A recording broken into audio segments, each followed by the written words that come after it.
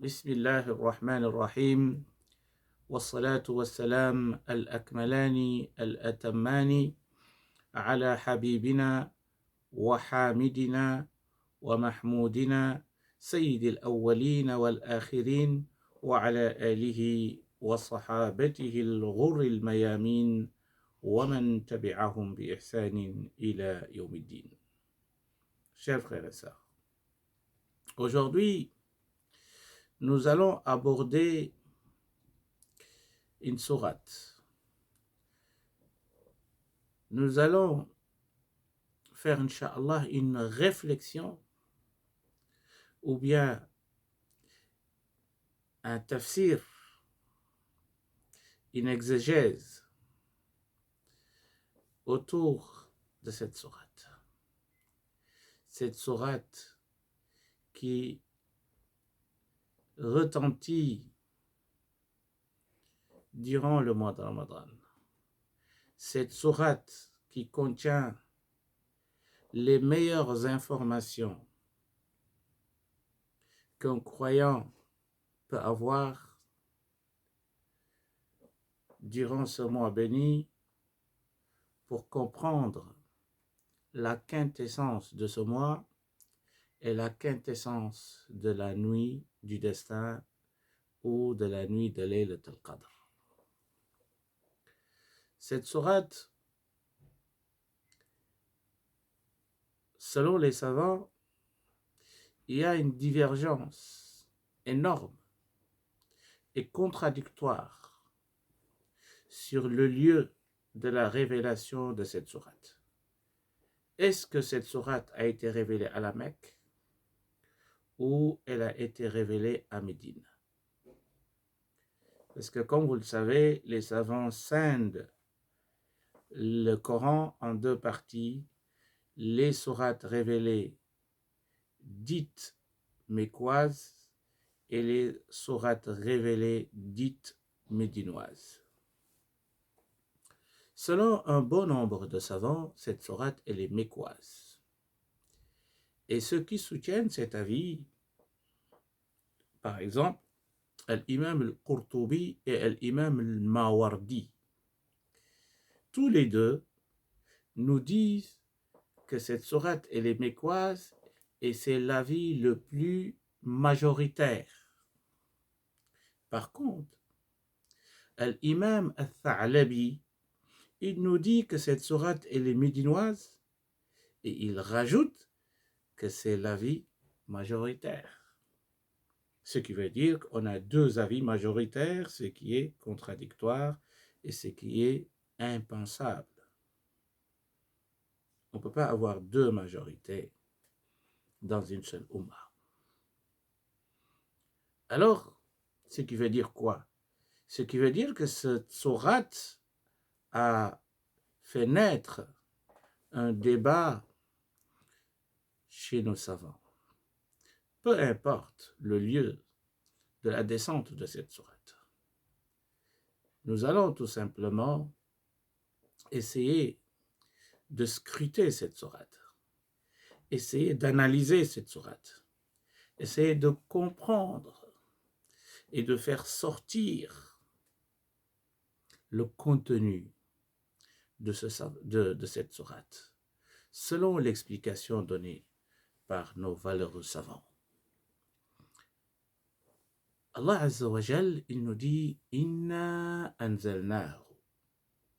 Subhanallah, ce Coran vient de Dieu. Allah il dit « Inna » nous l'avons fait descendre. Allahu Akbar.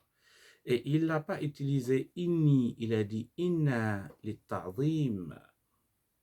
Il a dit nous, il n'a pas dit je. Parce que Allah Azza wa Jal, l'honneur et la majesté de Allah Azza wa Jal est exprimé ici dans sa pluralité.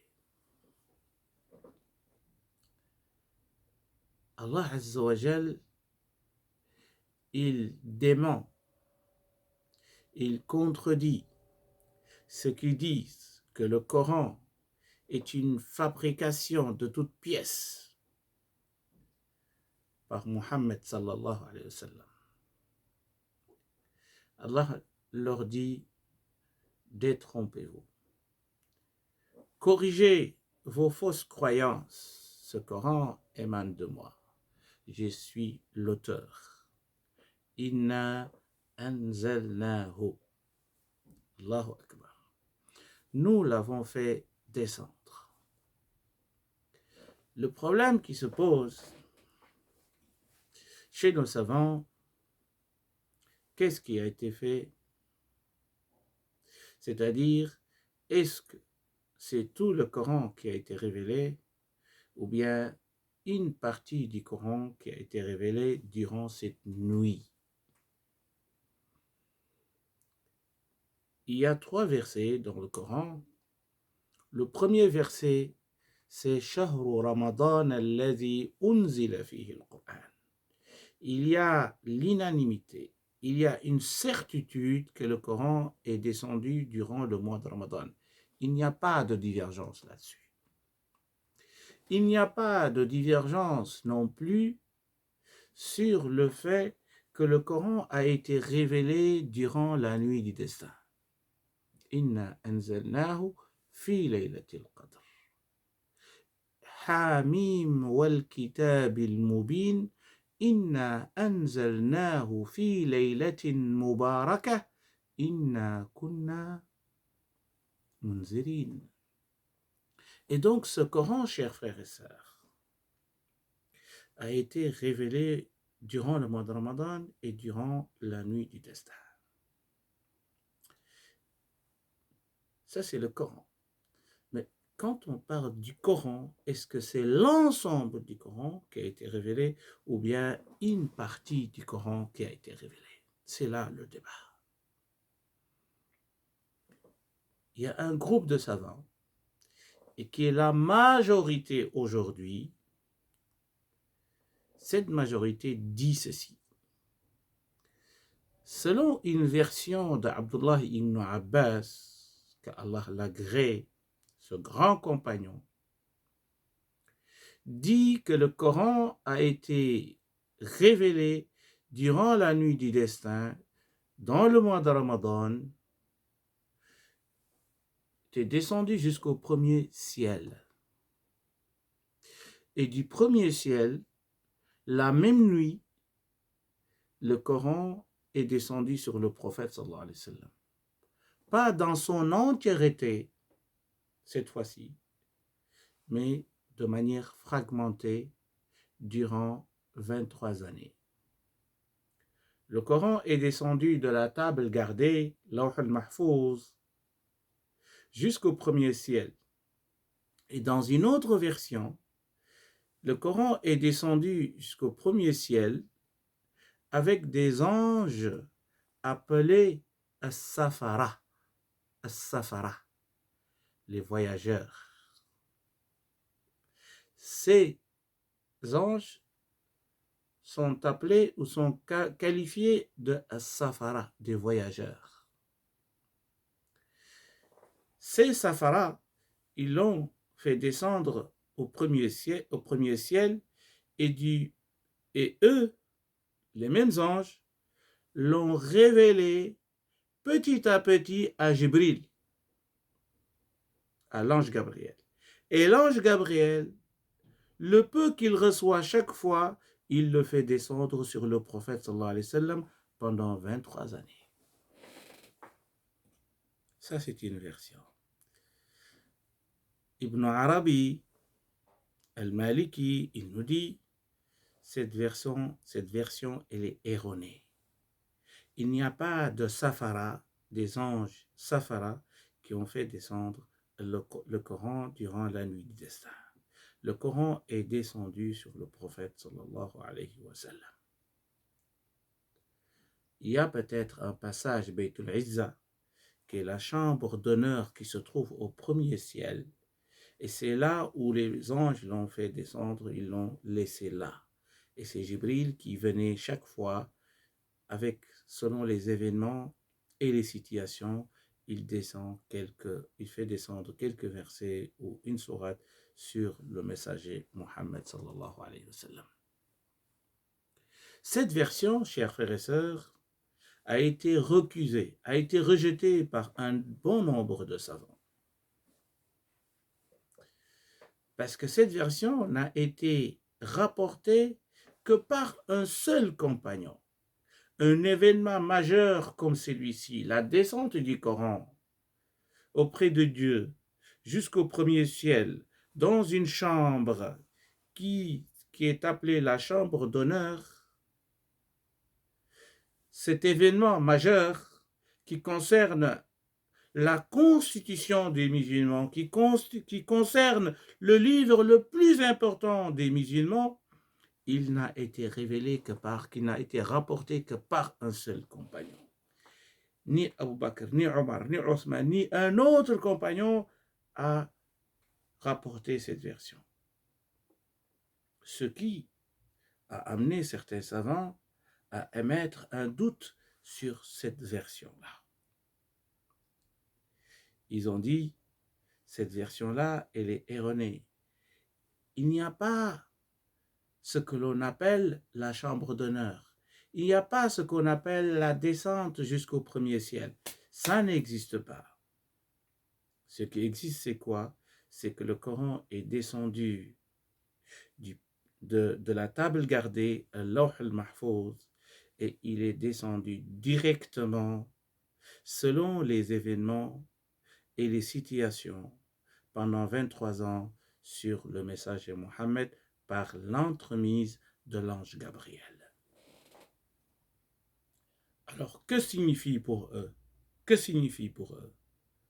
Inna anzalnahu fi laylat al-qadr. Nous l'avons fait descendre durant la nuit d'Al-Qadr. Signifie pour eux, nous avons commencé à le faire descendre.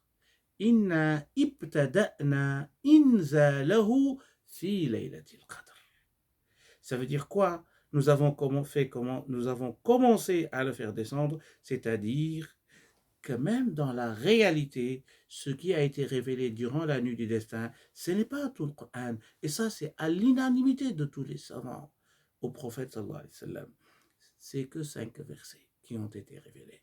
Iqra, bismi rabbika alladhi khalaq, khalaq al-insana min alaq, iqra wa rabbuka al-akram, alladhi allama bil-qalam, allama al-insana ma lam ya'lam. 5 versets qui ont été révélés au prophète sallallahu alayhi wa sallam dans la grotte de Hira. Et c'était durant le dernier tiers de la nuit. Et donc l'arrivée du prophète sallallahu alayhi wa sallam chez son épouse, c'était juste après le Fajr. Le Coran est révélé dans la nuit du destin et après le Fajr, il est rentré chez lui.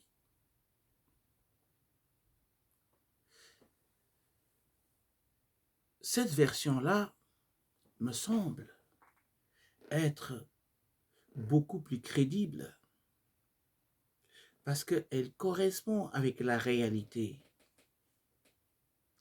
C'est vrai, certains vont dire, Abdullah ibn Abbas est un grand compagnon, il ne peut pas inventer un tel événement, car cette information relève de l'ghaib, de l'inconnu. Si Dieu ne nous informe pas, si Dieu ne nous donne pas cette information, on ne peut pas la connaître. Que le Coran a été stationné quelque part, il a été stocké quelque part au premier ciel. D'où Abdullah ibn Abbas a tiré cette information. Pour la deuxième version, vont dire qu'Ibn Abbas, il l'a tiré de Wahb ibn Munabbih, ou bien il l'a tiré de Ahl Kitab, les gens du livre. Abdullah ibn Abbas, ce grand compagnon, il prenait des informations des gens du livre? Oui, effectivement. C'est avéré dans la sira, dans l'histoire de l'islam, dans l'histoire des compagnons. Oui, Abdullah ibn Abbas, il tirait des informations des gens du livre. Mais pour la première position, ces savants-là disent, oui, on accepte, et c'est une réalité. Abdullah ibn Abbas, il a pris beaucoup de choses des gens du livre. Mais cette information-là, il ne peut pas la prendre des gens du livre. Parce que s'il le dit, ou s'il dit qu'il a reçu, que le prophète, que le Coran est descendu au premier ciel, il ne peut pas prendre une telle information des gens du livre, il ne peut que la prendre du prophète Mohammed sallallahu alayhi wa sallam. C'est un argument très solide. Et donc, nous sommes devant deux positions sur la descente du livre le plus important. Le livre qui est venu pour nous guider, pour nous sortir des ténèbres de la mécréance et de l'ignorance, pour nous conduire vers la lumière de la connaissance et de la foi. Un livre si important, dont on ne connaît pas comment il est descendu, ou bien il y a divergence, pour être clair, il y a divergence sur comment ce Coran est descendu sur le prophète sallallahu alayhi wa sallam. Cette divergence ne signifie pas qu'il faut émettre un doute sur l'origine du Coran. Non. C'est seulement sur certaines modalités de la descente. Mais la certitude, c'est que le Coran émane de Dieu. C'est la parole divine. Ça, c'est la première, ou c'est le premier point autour duquel nous avons voulu expliquer pour entrer dans le vif du sujet, c'est-à-dire la réflexion dans le contenu opéré dans la sourate elle-même. Donc Allah Azza wa Jal, Inna anzalnahu. Et puis là, au lieu de dire Inna anzalna al-Qur'an fi laylatil qadr, parce que il n'a pas cité le Qur'an avant cela. La sourate commence Inna anzalnahu. Nous l'avons fait descendre. Mais qu'est-ce que tu as fait descendre? C'est quoi? Tellement que le Coran était une monnaie courante, c'est-à-dire que c'est quelque chose qui est connu. Et c'est pour cela qu'il a dit Inna anzalnahu. Nous l'avons fait descendre parce que ce qui est descendu est connu de tous. On n'a pas besoin de le nommer et de citer son nom et son prénom parce qu'il est connu de tous. Inna anzalnahu fi laylatil qadr. Certains vont dire Inna anzalnahu, le hu qui est le pronom qui renvoie au Coran, en fait ne renvoie pas à la totalité du Coran, mais renvoie seulement aux 5 versets. C'est-à-dire Inna anzalna al-ayat al-khams fi laylatil qadr. Et ça, c'est valable dans la langue arabe. C'est ce qu'on appelle itlaqul juz, itlaqul kull wa iradatul juz. Dans la rhétorique, dans l'éloquence, dans l'éloquencité de la langue arabe, c'est permis de dire cela. Tu peux dire voici la locomotive et tu entends par ça le train est là. Tu as cité une partie, mais tu veux nommer le tout. Citer une partie pour nommer le tout. Inna anzalnahu, nous l'avons fait descendre, c'est-à-dire les 5 premiers versets. D'ailleurs, dans la réalité, c'est ce qui s'est passé, ces 5 premiers versets. Et puis après, il y a ce qu'on appelle futur al-wahi, c'est-à-dire la révélation s'est estompée à un moment donné. Il y a une période où il n'y a pas eu de révélation. Et c'est pour cela qu'une sourate est descendue pour dire Ma wadda'aka rabbuka wa ma qala. Parce que pendant cette période où le Coran s'est estompé, il y a un arrêt, et que les mécréants, les polythéistes de la Mecque ont commencé à dire oh, son Dieu l'a abandonné. Son Dieu l'a abandonné. Et là, le Coran, il dit non, ton Dieu ne t'a pas abandonné. Ma wadda'aka rabbuka wa ma qala. Il n'est pas en colère contre toi et il ne t'a pas abandonné. Et donc, la réalité historique, c'est 5 versets. Certains essayent de réconcilier entre les deux. Oui, c'est vrai qu'il y a 5 versets qui ont été révélés, on est d'accord. Mais cela n'empêche pas que le Coran a été révélé au premier ciel dans une chambre nommée la chambre d'honneur Beit al-Izza, et c'est durant cette nuit que ces 5 versets ont été révélés. Comme ça, on a réconcilié entre les deux. La kulli hal, le plus important, après ces avis-là, c'est qu'on est sûr et certain que le Coran, dans son entièreté, vient d'Allah Azza wa Jal. Il n'y a pas de doute. Il a été rapporté d'une génération à une génération de manière notoire. Mutawatir, fi naqli. Et donc, chers frères et sœurs, Inna anzalnahu fi laylatil qadr. Laylatil qadr. Pourquoi il a été appelé Laylatul Qadr, la nuit del Qadr? Certains disent, et ça c'est l'avis le plus répandu, et c'est pour ça que dans la tradition, on dit la nuit du destin ou de la destinée. Parce que durant cette nuit, Allah, il va programmer tout ce qui va se passer durant l'année. Ceux qui vont mourir, ceux qui vont naître, ceux qui vont avoir une subsistance, ceux qui vont être pauvres, ceux qui vont avoir un accident, ceux qui vont réussir leur examen. Tout ce qui va se passer va être décidé durant cette nuit. Et c'est pour cela, dans Surat Ad-Dukhan, la fumée, Allah dit « Hamim wal kitab al-mubin inna anzalnahu fi laylatin mubaraka inna kunna munzirin fiha yufraqu kullu amrin hakim. Fiha yufraqu kullu amrin hakim. » Durant cette nuit, toute chose sage sera décidée. C'est la nuit de la décision. On décide. Dieu va décider de ce qui va se passer. Certains d'autres vont dire, ce n'est pas cela le sens de Al-Qadr. Al-Qadr, c'est parce que la nuit elle-même, c'est la nuit qui a de la valeur. Et c'est pour cela le Coran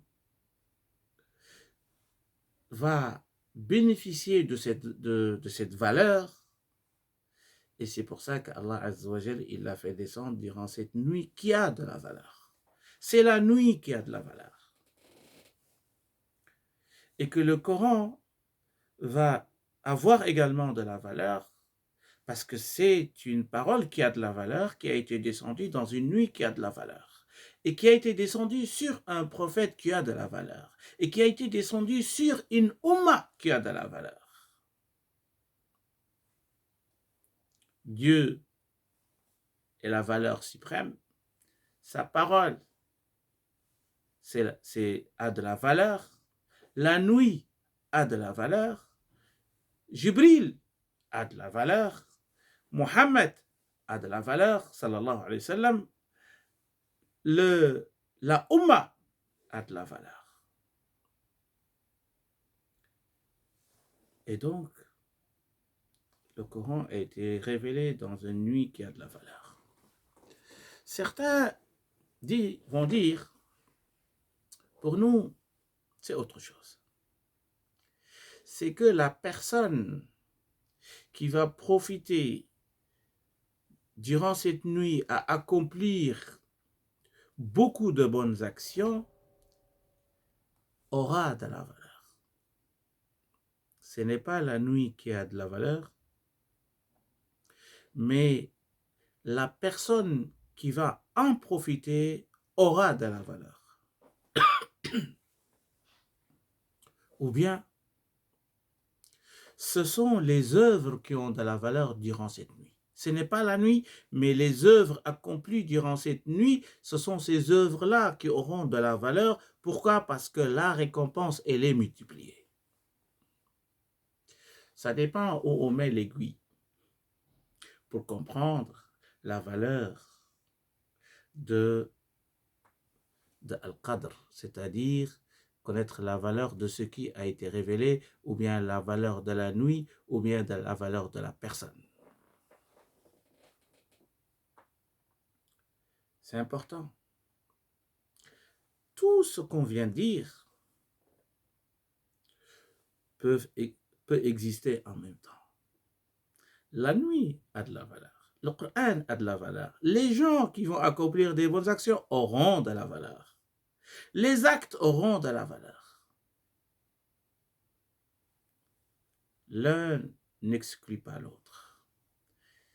Tout cela veut dire que c'est une nuit bénie et que le Coran est la parole de Dieu bénie qui est venue pour orienter et guider l'humanité.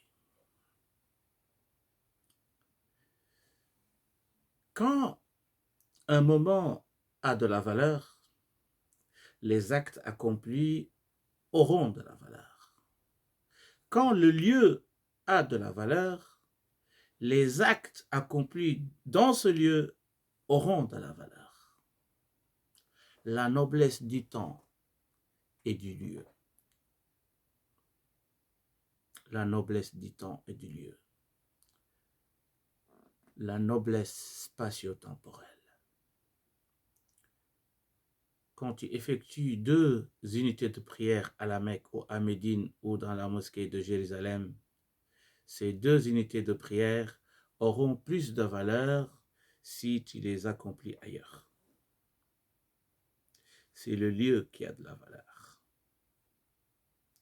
Durant le mois de Ramadan, c'est le moment qui a de la valeur. Toute action accomplie durant ce moment, ces actions auront de la valeur. Sharaful makan, sharaful zaman, yu'addiyani ila sharafil ta'at. C'est très important. Le Coran, il est important. Allah nous dit La yamassuhu illa al-mutahharun. Allah nous dit Bal huwa Qur'anun majid. C'est un Coran honorable, d'une honorabilité extrême. Majid. Fi lawhin mahfouz. Qui est inscrit sur la table gardée. Fi lawhin mahfouz. Bien gardé. Ça, c'est dans Surat al-Buruj, versets 21 à 22. Et dans Surat Abasa, il nous dit Fi suhufin mukarrama. Ce Coran est inscrit dans des feuillets nobles, honorables ou honorifiques. Marfu'atin mutahara. Sublime et pur. Ça, c'est le Coran. Bi'aidi safara, porté ou bien qui se trouve entre les mains des safaras, des anges, des émissaires, des voyageurs.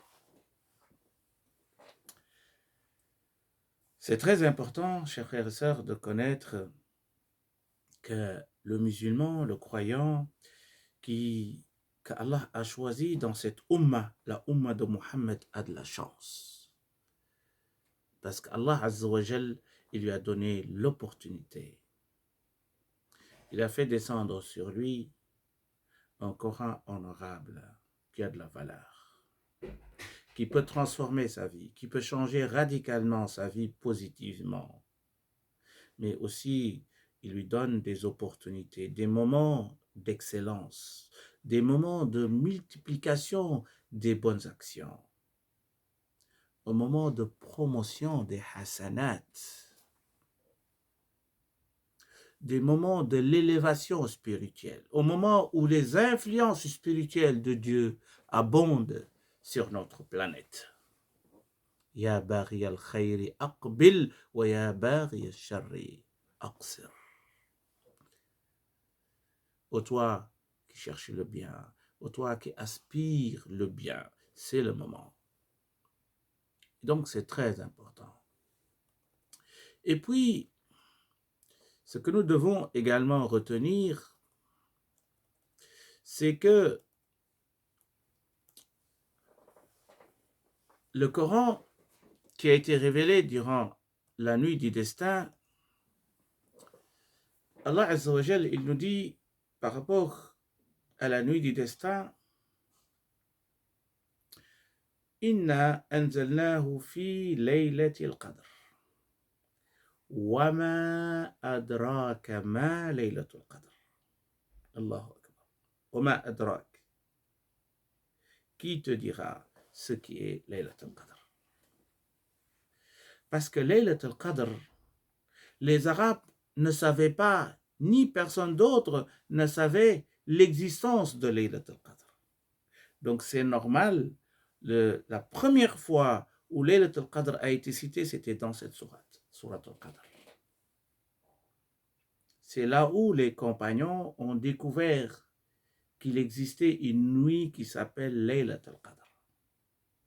Et donc, pour les inciter à profiter de cette nuit, Allah leur dit Wama adraka ma laylatul qadr. Qui te dira ce qu'est laylatul qadr? Allahu Akbar. Et c'est une formule qui se dit pour montrer l'importance de la chose. Est-ce que tu connais Ibrahim? Oh, si tu connaissais Ibrahim.